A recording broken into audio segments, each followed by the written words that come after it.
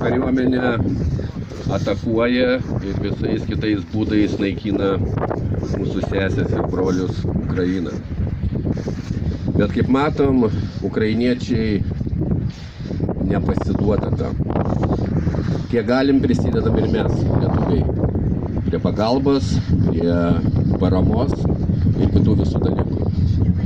Tai ačiū labai visiems susirinkusiems paminėti šią Ukrainos garbingą dieną ir palinkėti, kad kuo greičiau pergalė būtų mūsų.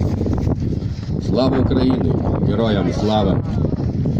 O dabar norėčiau visų paprašyti susikibti rankomis. Tikriausia nemažai pamena mūsų Baltijos kelią, kai stovėjom per 3 valstybės susikibę rankom. Tai dabar prašau visų.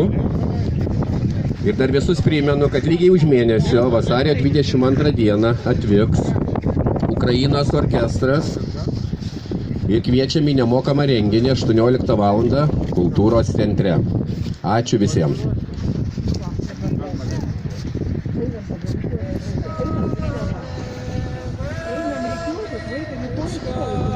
Yeah.